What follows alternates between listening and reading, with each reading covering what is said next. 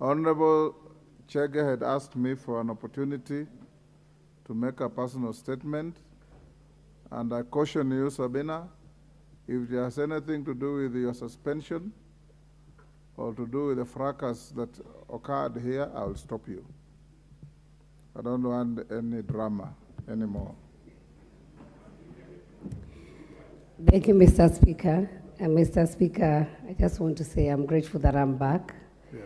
I will not go into the details of how I went away out of this house, Mr. Speaker. My statement is as follows, that Tom Peters said great leaders not create followers, they create more leaders. And we must know that we are all called to speak and to inspire future leaders. This is not a statement about myself, Mr. Speaker. It's a statement about the parliamentary decorum. It's a statement about protecting the political space rightly earned by women leaders in our country. It is a statement about our girls and future generation and the image of parliament that we bequeath to them. Mr. Speaker, it's a statement about my party, Jubilee Party, and the violent mistreatment we continue to face and fight against the minority coalition. Mr. Speaker, we sit as one house of parliament to manifest the diversity of the nation, represent the will of the people, and exercise their sovereignty.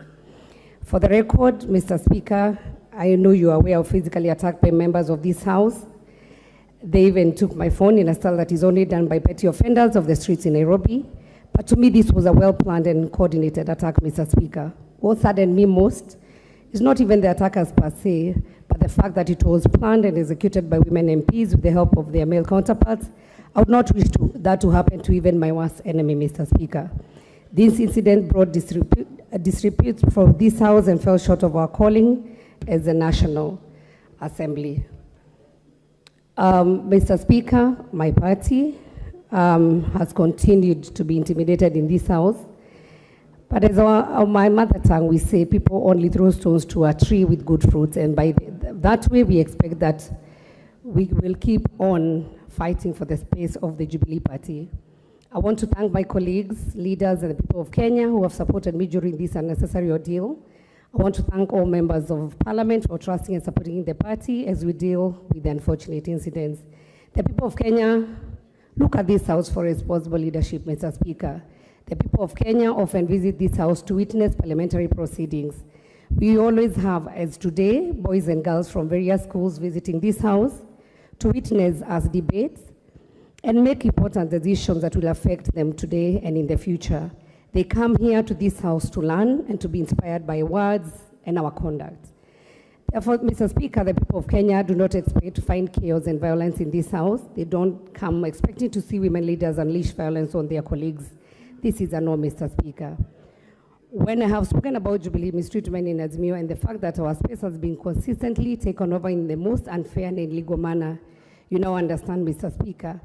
When we say Jubilee Party ought to be respected and accorded its full legal rights as the third largest parliamentary party in this House with 28 MPs, we mean exactly that.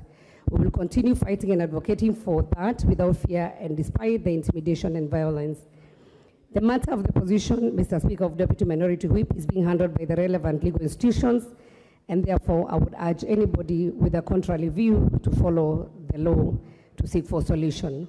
Lastly, Mr. Speaker, we will all recall our national prayer breakfast, and this year's theme was reconciliation. I'm here to remind Kenyans that as your leaders, we endeavor to remain true to our national anthem, justice be our shield and defender. May we live in unity, peace, and liberty. His Excellency the President, his Deputy President, and you, Mr. Speaker, and many leaders in this House have led the way in this path of reconciliation. We can only follow suit and support this effort so that plenty may be found within our borders. Therefore, as our parliamentary organs continue with investigations of what happened on that day, I want to tell those who attacked me that I forgive them. Kenya and this House is not about us, it's about Kenyan people. The Kenyan people expect us to provide leadership without unnecessary drama and violence. Even when we differ, Mr. Speaker, on policy ideas, we must do so with decorum and respect, as reconciliation guides our path to prosperity and sustainable development for our people.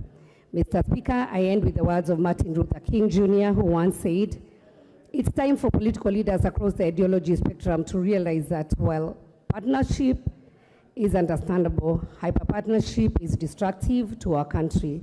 We need visionary leaders who will honestly strive for bipartisanship and finding policy solutions that can move the country forward. I thank you, Mr. Speaker. Thank you, Honorable Sabina Chege. I hope the male member sitting behind you have heard you.